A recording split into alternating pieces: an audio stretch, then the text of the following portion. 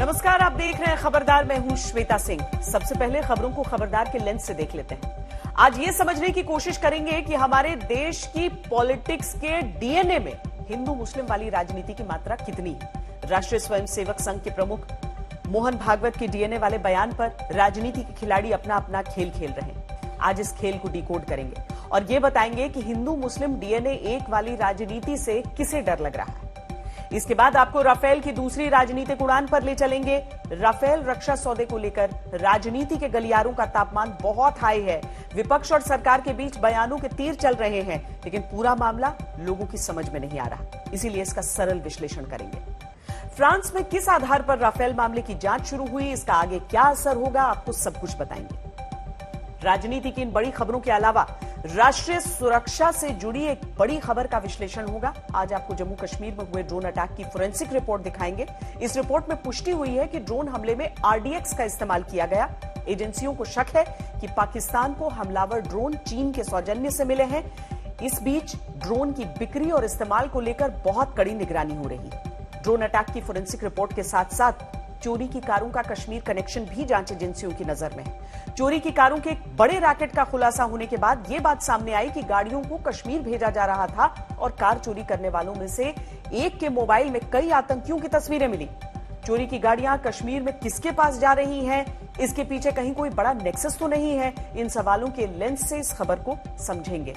और शुरू में ही आपको एक्स्ट्रा खबरदार कर देते हैं। एसबीआई की नई रिसर्च रिपोर्ट में यह दावा किया गया है कि भारत में कोरोना महामारी की तीसरी लहर की शुरुआत अगस्त में हो सकती है और सितंबर में तीसरी लहर का पीक देखने को मिल सकता है। कोरोना की इस लहर का प्रकोप 98 दिन तक रह सकता है। आपको बता दें कि दुनिया के विकसित देशों में दूसरी लहर करीब 108 दिन तक चली थी और तीसरी लहर का अनुमान 98 से 100 दिन तक का है। वैक्सीन इस लहर के सामने हमारा सुरक्षा कवच बन सकता है, लेकिन ज्यादा से ज्यादा लोगों को कम से कम समय में वैक्सीन डोज देनी होगी। नुकसान कम करने के लिए यह सबसे जरूरी है।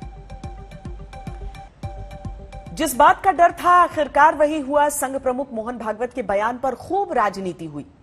भागवत ने हिंदू मुस्लिम को अलग अलग नहीं एक बताया, सबका डीएनए एक बताया, लिंचिंग करने वालों को हिंदुत्व के खिलाफ बताया, उन्हें क्रूर कहा। लेकिन ये बातें भी उन लोगों को अच्छी नहीं लगी जिनके डीएनए में ही राजनीति, जिनके डीएनए में ही हिंदू मुस्लिम करना है। ऐसे लोग संघ प्रमुख के बयान पर उन्हें ताने दे रहे हैं, उन्हें अलग अलग तरह की बातें सुना रहे हैं।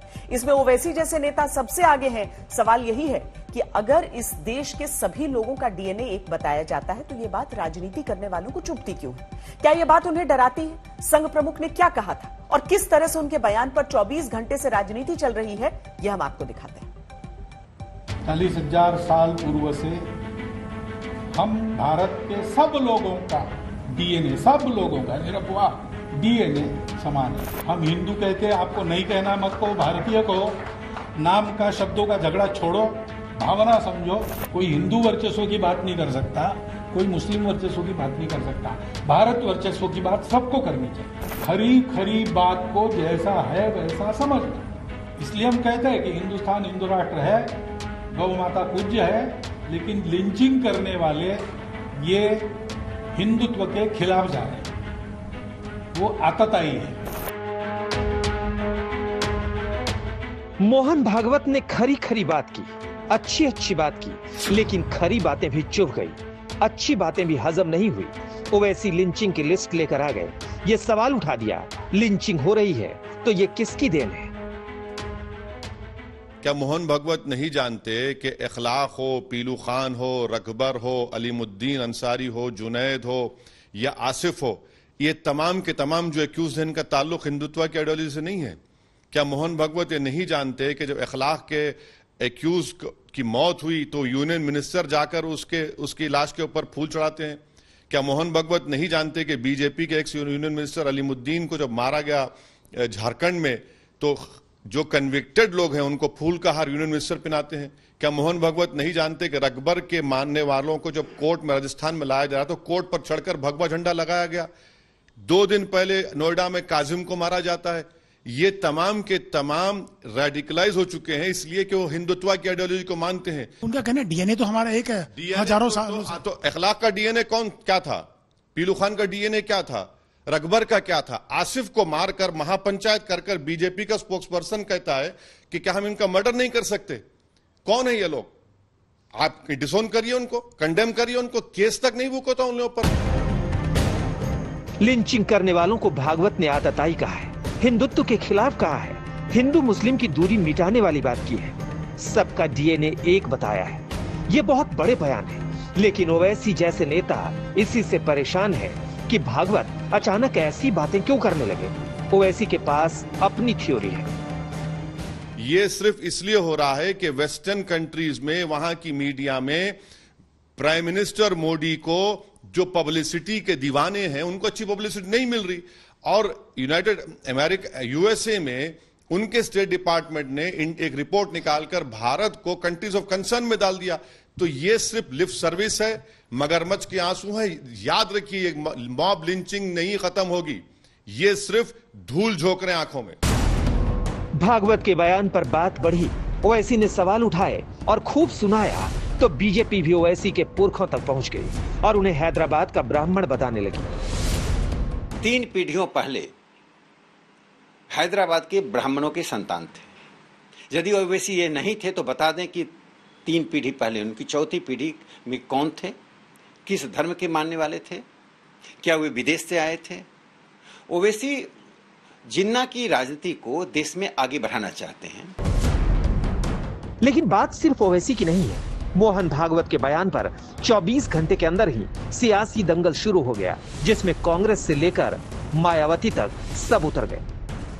अरे मोहन भागवत जी, आप ही के चेले चपाटी है जो इस देश में दंगे कराते हैं। मोहन भागवत जी, जिन निर्दोष मुसलमानों के साथ बर्ताव आपकी भाजपा और विश्व हिंदू परिषद के लोगों ने किया है, नरेंद्र मोदी जी नंबर 1, योगी आदित्यनाथ नंबर 2, इनके खिलाफ आप क्या बात करेंगे। आरएसएस प्रमुख का कल दिया गया ताजा बयान वास्तव में लोगों को न केवल अविश्वसनीय लगता है बल्कि मुंह में राम बगल में छुरी ही ज्यादा लगता है। भागवत ने धर्म नहीं, भारतीयता की बात की थी, भाईचारे की बात की थी, हिंदू मुस्लिम में ना उलझने की बात की थी। लेकिन भागवत की बातों को विपक्ष ने उल्टा ही पढ़ लिया। इसके लिए हमें भागवत साहब की स्टेटमेंट की जरूरत नहीं। भारत का संविधान ये कहता है कि हम अगर भारत के नागरिक हैं तो भारत हमारा है। दूसरी बात, उन्होंने एक और बात कही कि राजनीति समाज को जोड़ नहीं सकती, तो राजनीति समाज को तोड़े भी मत, और इसके लिए भागवत साहब की बड़ी जिम्मेदारी बनती है। वो प्रमुख हैं संघ के, और भारतीय जनता पार्टी का शासन है केंद्र में, बहुत सारी सरकारों में, तो कम से कम ऐसे बयानों को रोकें जो उनके बयानवीर दिन रात देते रहते हैं, जिससे समाज में नफरत और समाज में अलगाव पैदा होता है। ये उनकी सबसे बड़ी जिम्मेदारी है। सारे हिंदुस्तानी भाई भाई हैं, हमारे हैं, अपने हैं, और जो लोग इस तरह की घटना को अंजाम देते हैं वो हमारे नहीं हो सकते। वो उनको हिंदुत्व से ना जोड़ा जाए। ये विचलित कर रहा है इन लोगों को जिनकी राजनीतिक रोटियां इस पर सिकती थी और आज उनकी दुकानें बंद हो गई हैं। बीजेपी तो यही कह रही है कि भागवत ने जो बोला वो सोच संघ की हमेशा रही है, लेकिन संघ के बारे में गुमराह किया जाता था। दुष्प्रचार करने वाले हावी थे, वही लोग अब परेशान हैं। आज तक ब्यूरो। जो लोग भी मोहन भागवत के बयान पर ताने दे रहे हैं, उनकी आलोचना कर रहे हैं, नया विवाद बना रहे हैं, उन्हें यह समझना होगा कि अगर संघ जैसे संगठन के सबसे प्रमुख व्यक्ति कट्टरता को खारिज कर रहे हैं, अगर वो उन लोगों को हिंदुत्व से बाहर बता रहे हैं जो लोग कानून को हाथ में लेते हैं, धर्म के नाम पर लोगों को प्रताड़ित करते हैं, लिंचिंग करते हैं, अगर वो इस भ्रम को तोड़ने की कोशिश कर रहे हैं तो किसी एक खास धर्म का वर्चस्व हो जाएगा। अगर वो ये कह रहे हैं कि इस देश में सभी लोग एक हैं और बात धर्म की नहीं, बात देश की है, तो इस पर विवाद क्यों है? ये समझ से परे। संघ प्रमुख कल जब ये बातें कह रहे थे, उसी समय ये भी कह दिया था कि हो सकता है कि कुछ लोग इसे पसंद न करें, हो सकता है कुछ लोग विवाद करें, हो सकता है कुछ लोग इसे इमेज मेकओवर की कोशिश बताएं, कुछ लोग इसे मुसलमानों के वोट पाने की कोशिश बताएं, लेकिन ऐसा कुछ भी नहीं है, क्योंकि इस राजनीति में संघ नहीं पड़ता, इसीलिए इरादे नेक हैं। यह कोई इमेज बदलने का एक्सरसाइज नहीं, ये अगले चुनावों के लिए मुसलमानों के वोट पाने का भी प्रयास नहीं है, क्योंकि हम उस राजनीति में नहीं पड़ते। वोट की राजनीति, पार्टी पॉलिटिक्स, इसमें हम लोग नहीं पड़ते। हाँ, हमारी कुछ विचार है राष्ट्र में क्या होना चाहिए नहीं होना चाहिए उसके बारे में, और अब एक ताकत बनी है तो वो ठीक हो जाए, इतनी ताकत हम जहां लगानी है चुनाव में भी, लगाते हैं, ये बात जरूर है, लेकिन हम किसी के पक्षधर है इसलिए नहीं, हम राष्ट्रहित के पक्षधर है।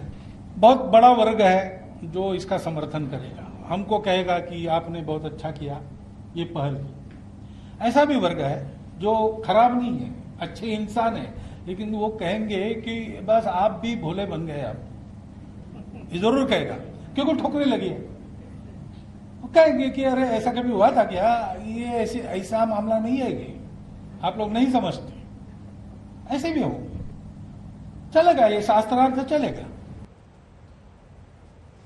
लेकिन यहां एक बात और है, संघ प्रमुख ने जो बातें की, उन्हें और उनकी विचारधारा मानने वाले कितने लोग उन बातों को फॉलो करते हैं, कितना मानते हैं, यह भी देखना होगा। क्योंकि एक तरफ संघ प्रमुख की भाईचारे वाली बातें हैं, दूसरी तरफ वो हेट पॉलिटिक्स है जिसमें धर्म के नाम पर उन्माद फैलाया जाता है, नफरत भरे बोल बोले जाते हैं। हरियाणा में आजकल कुछ ऐसा ही हो रहा है। कोई हिंदू वर्चस्व की बात नहीं कर सकता, कोई मुस्लिम वर्चस्व की बात नहीं कर सकता, भारत वर्चस्व की बात सबको करनी चाहिए। 40,000 साल पूर्व से हम भारत के सब लोगों का डीएनए, सब लोगों का निरपवाह डीएनए समान है। भारत माता के जिस दिन गाजियाबाद में संघ प्रमुख मोहन भागवत हिंदू मुसलमान का एक डीएनए बता रहे थे, भाईचारे की बात कर रहे थे, उसी दिन वहां से 2.5 घंटे की दूरी पर वो लोग महापंचायत लगाकर भड़काऊ बातें कर रहे थे, जो खुद को हिंदुत्व का ठेकेदार मानते हैं। करंट आया कि नहीं आया? एक बार और आएगा। भारत माता की। जब भारत हमारी माता है तो पाकिस्तान के हम बाप हैं, और इन पाकिस्तानी को हम यहां से घरों में किराए पर मकान नहीं देंगे। ये प्रस्ताव पर पास करो, मुझे आपत्ति है। इन को इस देश से निकालो, यह प्रस्ताव पास होना चाहिए। ये हरियाणा के पटौदी में हुई उस महापंचायत के अंदर बोले गए भड़काऊ बोल हैं जो धर्मांतरण और लव जिहाद के मुद्दे पर बुलाई गई थी। पटौदी किसकी है? ठाकुर साहब बैठे हैं, जब नवाब पटौदी का देहांत हुआ तो पगड़ी इन्होंने बांधी थी, मैं छेड़ रहा था इनको। हम जब सम्मान देना चाहते हैं, हम जब सम्मान देना जानते हैं, तो हम तैमूर की मम्मी से अनुरोध भी करना चाहते हैं। बस ये लव जिहाद शर्मिला टैगोर के समय से चला था, बीज पटौदी में ही बोया गया था। काटोगे भी पटौदी वालों। इस महापंचायत में सूरजपाल अम्मू जैसे वो नेता बेधड़क मुस्लिमों के खिलाफ हेट स्पीच दे रहे थे, जो हरियाणा में बीजेपी के प्रवक्ता भी हैं। देश के अंदर इतिहास बनाना चाहते हो, इतिहास बनना नहीं है, इतिहास बनाना है। न तैमूर पैदा होगा, न औरंगजेब, बाबर, हुमायूं पैदा होंगे। हम 100 करोड़ है, और ये 20 करोड़ का जो नेता बनता ओवैसी नाम का, वो हमको आग दिखा जाए हमारे देश में। एक तरफ सूरजपाल अम्मू जैसे नेता हैं, पटौदी की महापंचायत में आए लोग हैं जो धर्म के नाम पर उन्माद फैला रहे हैं, एक समुदाय को टारगेट कर रहे हैं। दूसरी तरफ संघ प्रमुख हैं जो सबका डीएनए एक बताते हैं, लिंचिंग को हिंदुत्व के खिलाफ बताते हैं। लेकिन संघ प्रमुख की बातें ऐसे लोग कब समझेंगे, कब मानेंगे? अगर गलती से कोई लव जिहाद वाला नकली आदमी मिल जाए तो मुर्गा बनाओ, उसकी वीडियो बनाओ, और मुर्गे को चिकन में तंदूर में मत डालना। कानून बहुत सख्त है हरियाणा का, को चुन चुन कर ठोकेंगे, ठोकेंगे कि नहीं? तुम्हारी शिकायत ऊपर तक जा रही है, अबे क्या करोगे? सोना की शमशान समिति का प्रधान हूँ 27 साल से, मुझे पता है यहीं आना है। इन्हें किसी का डर नहीं है, ये कुछ भी बोलते हैं, कोई रोक नहीं है। बार बार ऐसी महापंचायत हो रही हैं जिनमें हेट स्पीच दी जाती है। पटौदी की महापंचायत में भी ऐसा ही हुआ। यहाँ सूरजपाल अम्मू जैसे नेता भी थे, बीजेपी के कुछ और नेता भी थे, धार्मिक नेता भी थे, शाहीनबाग गोलीकांड का आरोपी भी था। भीड़ से भड़काऊ नारे लगवाए जा रहे थे, भड़काऊ बातें कहकर तालियां बजवाई जा रही थी। ऐसी हेट पॉलिटिक्स हरियाणा में पिछले कुछ अरसे बढ़ी है। नीरज वशिष्ठ, गुरुग्राम, आज तक। बात राफेल डील की, जिस पर राजनीति का नया राउंड शुरू हो गया। फ्रांस में कुछ नए दावों के आधार पर राफेल डील की न्यायिक जांच शुरू हुई है। इसे ही मुद्दा बनाकर कांग्रेस सहित विपक्ष हमलावर है और ये कह रहा है कि देश में भी राफेल डील की जांच होनी चाहिए और ये जांच जेपीसी यानी जॉइंट पार्लियामेंट्री कमेटी से होनी चाहिए।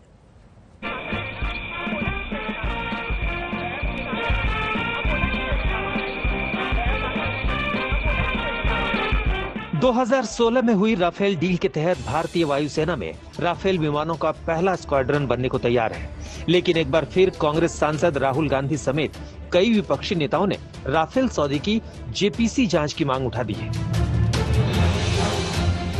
ऐसा इसलिए है क्योंकि फ्रांस में 7.8 अरब यूरो यानी करीब 59,000 करोड़ रुपयों के राफेल डील की जांच शुरू हुई है। राफेल इंटर गवर्नमेंटल डील थी, मतलब इंटर गवर्नमेंटल डील का मतलब उसमें 2 सरकारें शामिल थी, 2 देश शामिल थे, एक था भारत, एक था फ्रांस। फ्रांस ने तो जांच बैठा दी, 2 में से एक ने तो जांच बैठा दी, दूसरा जांच बैठाना तो बहुत दूर की बात है, एक टिप्पणी नहीं, एक शब्द नहीं, और ये एक ऐसी सरकार है जो सिर्फ और सिर्फ बोलने के लिए जानी जाती है, वहां भी चुप्पी। भारत फ्रांस राफेल डील की जांच फ्रेंच पब्लिक प्रोसिक्यूशन सर्विस के वित्तीय अपराध जांच शाखा पीएनएफ ने शुरू की है। फ्रेंच पब्लिकेशन मीडिया पार्ट ने अपनी रिपोर्ट्स में 2016 के राफेल डील में भ्रष्टाचार, मनी लॉन्ड्रिंग, टैक्स चोरी जैसे कई खुलासे का दावा किया है। इसके आधार पर फ्रेंच एनजीओ शेरपा ने जांच की मांग की थी। गौरतलब है कि मीडिया पार्ट की रिपोर्ट्स के आधार पर ऐसी ही जांच की 2019 में पीएनएफ ने खारिज की थी, लेकिन अब न्यायिक जांच शुरू की गई है। किस प्रकार से झूठ फैलाना है, किस प्रकार से भ्रम फैलाना है, इसका पर्यायवाची शब्द आज कांग्रेस बन चुका है। आज पुनः राफेल को लेकर जिस प्रकार कांग्रेस पार्टी ने झूठ बोला है, जिस प्रकार से एक भ्रम फैलाने की कोशिश की है, वो हम सबने देखा है। सोवरेन कंट्री में अगर कोई भी एनजीओ किसी चार्ज को लेकर कंप्लेंट करती है, आगे बढ़ती है, और वहां की जो इन्वेस्टिगेटिव फाइनेंशियल प्रोसिक्यूशन की बॉडी है, उन्होंने एक मैजिस्ट्रेट अपॉइंट किया है, तो इसको एक करप्शन के रूप में देखने की आवश्यकता है, ये हमें नहीं लगता है। 2019 लोकसभा चुनाव के पहले राहुल गांधी ने राफेल डील में भ्रष्टाचार को बड़ा मुद्दा बनाया था, लेकिन भारत के सुप्रीम कोर्ट ने राफेल सौदे को क्लीन चिट दे दी थी। लेकिन फ्रांस में जांच शुरू होने के बाद विपक्ष को फिर मौका मिला है। आज राहुल गांधी ने ट्वीट करके कहा, मोडिया की तरह सच्चाई को दबाया नहीं जा सकता। एक दिन पहले भी राहुल ने एक तस्वीर के साथ सोशल मीडिया पर लिखा था, चोर की दाढ़ी। कांग्रेस राफेल सौदे की जेपीसी जांच की मांग कर रही है। जेपीसी जांच की मांग सीपीएम की ओर से भी हुई है। It is now very clear from all the documents that have come out in the media in France that there is a lot of fishy business that needs to be properly dealt with and the guilty will have to be brought to book. BSP प्रमुख मायावती ने भी कहा कि केंद्र सरकार को France में जांच का संज्ञान लेना चाहिए और राफेल विवाद को जन संतोष के मुताबिक निपटारा करना चाहिए। आशुतोष मिश्रा के साथ आज तक ब्यूरो। फ्रांस में राफेल डील की जांच शुरू होने से भारत में राफेल पर राजनीति का राउंड 2 शुरू हो गया। ये जांच किस हद तक राफेल डील की राजनीतिक जंग को तेज कर सकती है, इसे इस खबर की पूरी पिक्चर के जरिए समझते हैं। फ्रांस में जो जांच हो रही है उसका मकसद ये पता लगाना है कि क्या 2016 की भारत फ्रांस की डील में कोई भ्रष्टाचार हुआ। डील को लेकर फ्रांस में दसॉ एविएशन के पार्टनर चुनने में पक्षपात का आरोप लग रहा है। जब ये डील हुई तब फ्रांस के राष्ट्रपति फ्रांसवा ओलांद थे और आरोप लगे हैं कि उन्होंने डील कराने में दखलंदाजी की। इसके अलावा दसॉ एविएशन को टैक्स में छूट देने पर सवाल हैं। डील के जरिए मनी लॉन्ड्रिंग के आरोप लगाए गए हैं। इस डील को कटघरे में खड़ा करने वाली रिपोर्ट्स फ्रांस की पब्लिशर मीडिया पार्ट 2-3 वर्षों से प्रकाशित कर रहा है और इन्हीं रिपोर्ट्स के आधार पर फ्रांस के एनजीओ शेरपा ने फ्रेंच पब्लिक प्रोसिक्यूशन सर्विस की वित्तीय अपराध जांच शाखा पीएनएफ से जांच की मांग की थी। इसे पीएनएफ ने मंजूर कर लिया। मीडिया पार्ट ने अपनी रिपोर्ट्स में जो दावे किए हैं उनके अनुसार राफेल डील के लिए लाखों यूरो के कमीशन भारत में दिए गए। इसके अलावा गोपनीय दस्तावेजों के आधार पर मीडिया पार्ट की रिपोर्ट में कहा गया कि दसॉ और रिलायंस साझेदारी सिर्फ राजनीतिक वजहों से की गई। राफेल डील पर फ्रांस में न्यायिक स्क्रूटनी अभी शुरू हुई है, लेकिन भारत में सुप्रीम कोर्ट डील को क्लीन चिट दे चुका है। 126 विमानों की डील रद्द कर सितंबर 2016 में 36 राफेल के लिए 59,000 करोड़ रुपयों का सौदा हुआ था। अप्रैल 2018 में कांग्रेस ने राफेल पर जोर शोर से भ्रष्टाचार का आरोप लगाया। अगस्त 2018 में कांग्रेस की ओर से पहली बार जेपीसी जांच की मांग की गई। सितंबर 2018 में पूर्व फ्रांस के राष्ट्रपति ओलांद ने कहा कि ऑफसेट पार्टनर चुनने में उनका रोल नहीं है। दिसंबर 2018 में भारत की सुप्रीम कोर्ट ने जांच की मांग करने वाली पीआईएल रद्द की और यह कहा कि किसी व्यक्ति की सोच जांच का आधार नहीं बन सकती। फरवरी 2019 में कैग ने भी राफेल डील को क्लीन चिट दी। नवंबर 2019 में सुप्रीम कोर्ट ने जांच की मांग खारिज करने वाली पुनर्विचार याचिका ठुकरा दी। फ्रांस में भी राफेल डील की जांच की मांग पीएनएफ ने 2019 में ठुकराई थी, लेकिन इस बार न्यायिक जांच की स्वीकृति मिल गई। 2019 में शेरपा एनजीओ की शिकायत में राफेल डील को लेकर भ्रष्टाचार की शिकायत थी, लेकिन 2021 में अब भ्रष्टाचार, मनी लॉन्ड्रिंग, पक्षपात और गैर वाजिब टैक्स छूट की शिकायत है। कोरोना की तीसरी लहर के बाद अब बात आतंक की।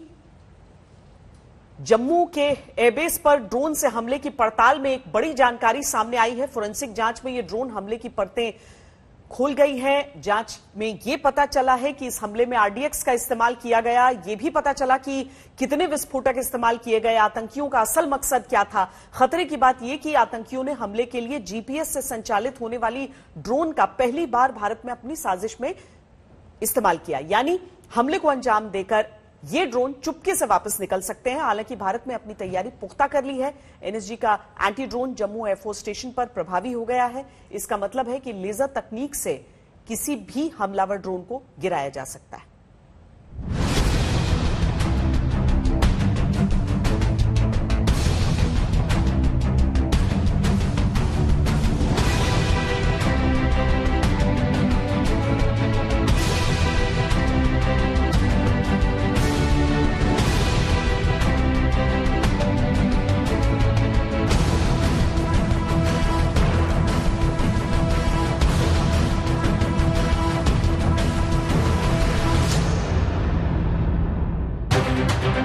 जम्मू में पाकिस्तानी ड्रोन के धमाके की तीव्रता भले ही कम थी, लेकिन इन विस्फोटों की गूंज और साजिश बहुत बड़ी थी। अपने किस्म की पहली ऐसी घटना की जांच एनआईए से लेकर आईबी और एनएसजी से लेकर एयरफोर्स तक ने की और अब फॉरेंसिक रिपोर्ट में पाकिस्तान का पूरा गेम प्लान डिकोड हो गया है। पता चल गया है कि इस धमाके में क्या इस्तेमाल हुआ, कितना इस्तेमाल हुआ और टारगेट क्या था। ड्रोन हमले की फोरेंसिक रिपोर्ट से साफ है कि हमला करने के लिए आईईडी में आरडीएक्स और नाइट्रेट का इस्तेमाल हुआ।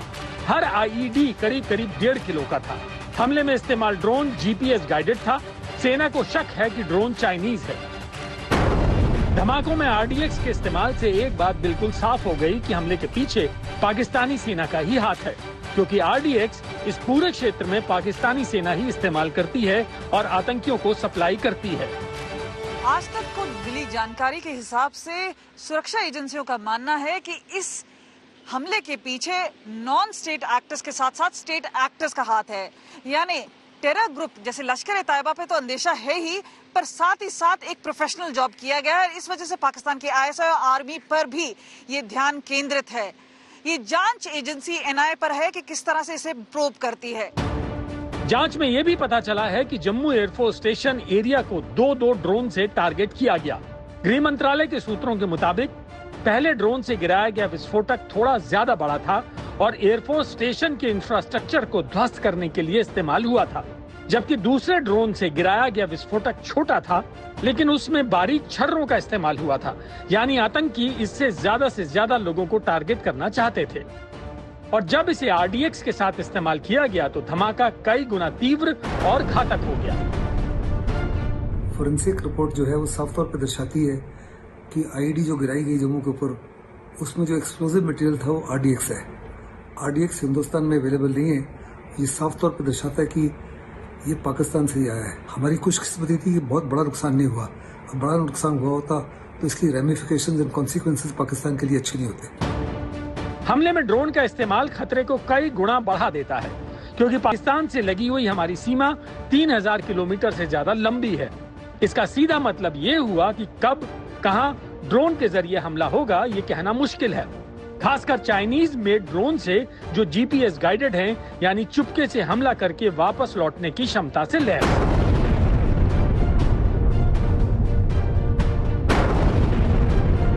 डार्क वेब से लेकर बाकी सारे पैंतरे इस पे अपनाए जा रहे हैं, जांच एजेंसियां इस पे लगी हुई हैं।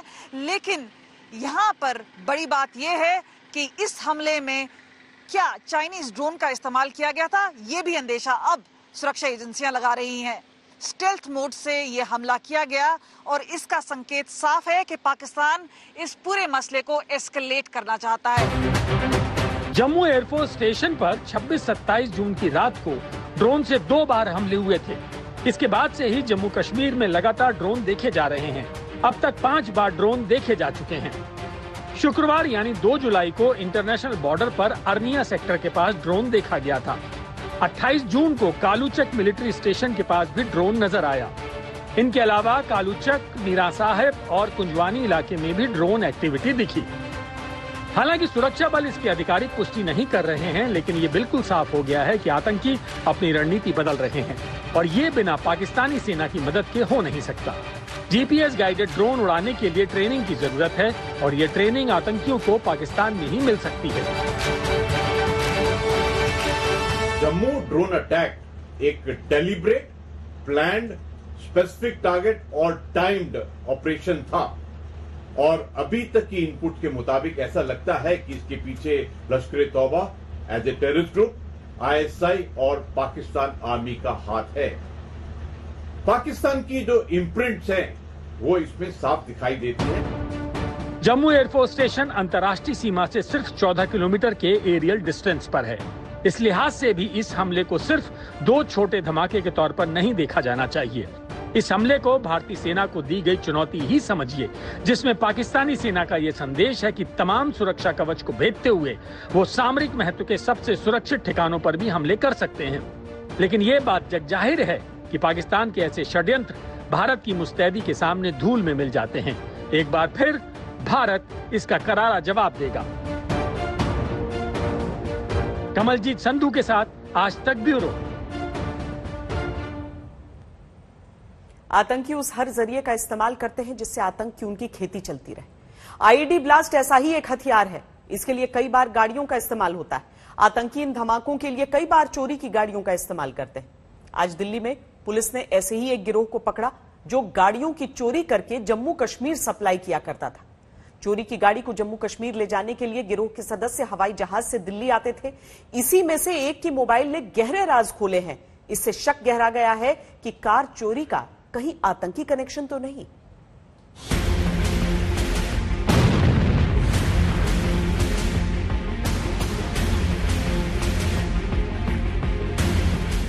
धमाके में इस्तेमाल होने वाली कार आतंकी कहां से लाते हैं?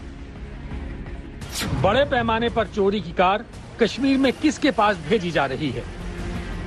चोरी की कारों का कश्मीर कनेक्शन क्या है? ये वीडियो आपको याद होगा। 28 मई 2020 को पुलवामा में इस कार को सुरक्षा बलों ने नष्ट किया था। इसमें 20 किलो से ज्यादा विस्फोटक भरा था।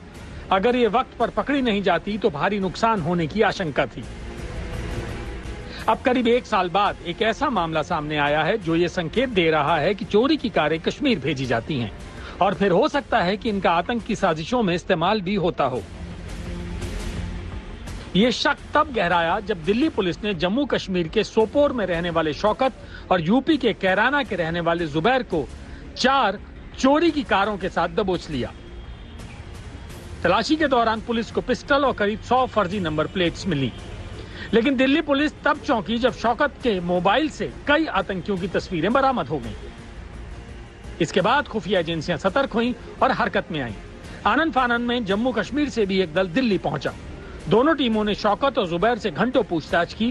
कार चोरी का मामला अचानक बड़ी आतंकी साजिश में बदलता दिखा।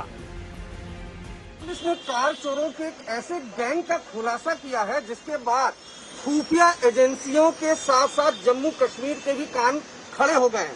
दरअसल ये जो 4 गाड़ियां आप देख पा रहे हैं, बेलोनो है, सेंट्रो है, ये 4 गाड़ियां दिल्ली पुलिस ने रिकवर की हैं और 2 लोगों को गिरफ्तार किया है, जिसमें जम्मू के कश्मीर के सोपोर का रहने वाला शौकत है, जबकि दूसरा जो आरोपी है जुबैर वो उत्तर प्रदेश के कैराना का रहने वाला है। ये जो पूरा गैंग है ये दिल्ली से गाड़ियों को चोरी करने के बाद जम्मू कश्मीर भेजता था। कोरोना के कहर का सबसे ज्यादा सामना करने वाले टूर एंड ट्रैवल्स बिजनेस को रिवेंज टूरिज्म ने राहत की डोज दी है। महीनों से घरों में बंद लोग जब समुद्री किनारों और हिल स्टेशंस पर भारी संख्या में पहुंच रहे हैं तो इसे रिवेंज टूरिज्म का नाम दिया गया है। कोरोना काल में देश में टूरिज्म सेक्टर को सबसे ज्यादा टेंशन रही है। इस सेक्टर को नुकसान तो सबसे ज्यादा हुआ ही है, साथ ही जून से पहले किसी तरह के राहत पैकेज का हिस्सा बनने का मौका भी इस सेक्टर को नहीं मिला था। लेकिन दूसरी लहर के चलते अलग अलग राज्यों में लगे करीब 3 महीने के लॉकडाउन के बाद अब अनलॉक में इस सेक्टर में जोरदार तेजी देखने को मिल रही है। तेजी की इस लहर को रिवेंज टूरिज्म का नाम दिया जा रहा है। दरअसल लोग कोरोना वायरस से घर में पड़े पड़े इतने बोर हो चुके हैं कि वो अब किसी भी बहाने घर से बाहर निकलना चाह रहे हैं। कई महीनों तक एंजाइटी, वर्क फ्रॉम होम के तनाव और ऑनलाइन पढ़ने और पढ़ाने की वजह से लोग अपने नजदीकी रिश्तेदारों से भी संपर्क नहीं साध पाए। इसके साथ ही हर वक्त मास्क लगाए रखना और वैक्सीन लगवाने और बाहर जाने का मौका नहीं मिलने की वजह से लोग ऊब चुके हैं। लॉकडाउन चल रहा था तो लोग घर बाहर से निकल नहीं पा रहे थे, तो 1.5 साल बाद हमें मौका मिला है तो हम लोग हिमाचल की वादियों में आए हैं और ये नारकंडा जो कि बहुत ही खुशहाल और यहाँ पे वातावरण बहुत ही बढ़िया है, तो हम लोग यहाँ पे वेकेशंस पे आए हैं। बहुत बढ़िया लगा। 2 साल बाद निकले, जब से कोरोना आया तब से तो कहीं गए नहीं। मतलब बहुत अच्छा एक्सपीरियंस रहा है, मतलब घर में बंदी हो गई थी जैसे बिल्कुल ही। टूरिस्टों की संख्या में अचानक इतना इजाफा होने से ट्रेड एंड ट्रेवल कंपनियों को भरोसा है कि अगर अब कोई ब्रेक नहीं आया तो फिर से इस सेक्टर को जल्दी ही पटरी पर लौटने का मौका मिल सकता है। इस साल एडवांस बुकिंग कराने वालों की संख्या पिछले साल के मुकाबले 5% बढ़कर 10% तक हो गई है। जब लोग ट्रेवल डेट से 4 हफ्ते पहले बुकिंग कराते हैं तो उसे एडवांस बुकिंग कहा जाता है। जानकारों का मानना है कि टीकाकरण का अभियान जोर पकड़ने के बाद अगली 2 तिमाहियों में देश के ट्रेवल सेक्टर में रिकवरी दर्ज की जा सकती है। अगर जमीनी हकीकत की बात करें तो मनाली, शिमला और मसूरी, नैनीताल समेत हिमाचल और उत्तराखंड के तमाम लोकप्रिय हिल स्टेशंस पर अब लोगों की भीड़ नजर आ रही है। वहां जाने वाली सड़कों पर जाम है तो होटल्स में भी कमरे पूरी तरह से बुक हैं। लोकल टूरिस्ट बीते हफ्ते अमेरिका की 1000 कंपनियों पर साइबर अटैक हुआ। इस हमले के बाद भारतीय संस्थानों की भी साइबर सुरक्षा से जुड़ी चिंता बढ़ गई है। भारतीय संस्थानों की वेबसाइट्स काफी समय से चीनी हैकर्स के निशाने पर हैं। आरबीआई गवर्नर ने भी साइबर खतरे को लेकर चेतावनी जारी की है।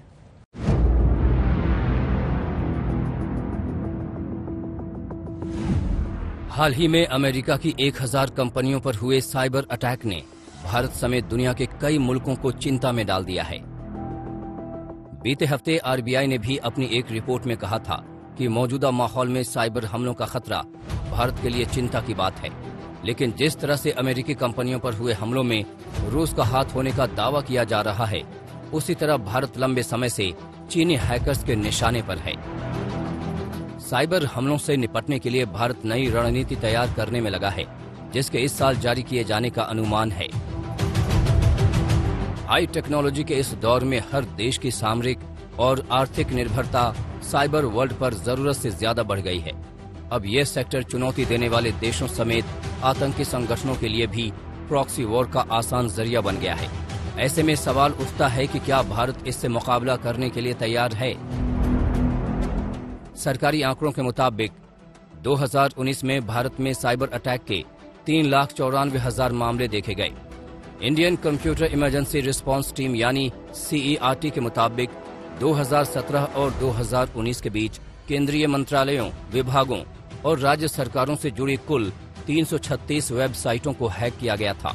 इन हमलों के मद्देनजर 2020 में भारत सरकार ने साइबर सिक्योरिटी पर खतरे के चलते टिकटॉक, PUBG समेत 250 से ज्यादा चीनी ऐप को बैन कर दिया था।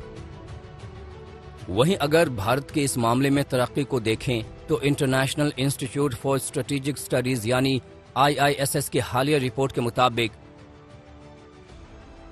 भारत ने अपने क्षेत्र की भू रणनीतिक अस्थिरता और साइबर खतरे के बारे में गहरी जानकारी के बावजूद साइबर स्पेस सुरक्षा के लिए अपनी पॉलिसी और सिद्धांत विकसित करने में केवल मामूली प्रगति की है। 15 देशों के लिए साइबर पावर का आकलन करने वाली इस रिपोर्ट में कहा गया है कि भारत के पास साइबर इंटेलिजेंस और आक्रामक साइबर क्षमताएं हैं, लेकिन वो क्षेत्रीय रूप से केंद्रित हैं, खासतौर से पाकिस्तान पर। जानकारों का भी मानना है कि तेजी से डिजिटलाइजेशन की गवाह बन रही भारतीय अर्थव्यवस्था को इस मामले में कड़ी मेहनत करने की जरूरत है। एक सुरक्षा का कार्यक्रम चलाया जाए जिसके अंदर जिस तरीके से भारत सरकार और स्टेट्स हमारे को प्रोटेक्ट करती हैं by way of law and order system, उसी तरह से एक साइबर प्रोटेक्शन प्रोग्राम चाहिए, साइबर फोर्स चाहिए, डिजिटल फोर्स चाहिए, जो एक आम आदमी को साइबर अटैक्स से, स्पैम अटैक से पैसे निकल जाते हैं, उन सब की बातों से हमको प्रोटेक्ट करे, हैकर्स अटैक ना कर पाए, रैंसमवेयर्स नहीं आ पाए, मेलवेयर्स नहीं आ पाए, इन सब से प्रोटेक्शन करने के लिए पूरी की पूरी पॉलिसी चाहिए। IISS रिपोर्ट साइबर इंटेलिजेंस क्षमताओं, साइबर सिक्योरिटी रणनीति, सिद्धांत और आक्रामक साइबर हमले के विश्लेषण के आधार पर देशों को 3 स्तरों में बांटती है। इसमें भारत को तीसरे स्तर पर रखा गया है। इससे साफ जाहिर होता है कि भारत को साइबर सुरक्षा के क्षेत्र में अभी भी काफी मेहनत और प्रगति करनी है। आज तक ब्यूरो। खबरदार में आज के लिए इतना ही। देश और दुनिया की बाकी खबरों के लिए आप देखते रहिए आज तक।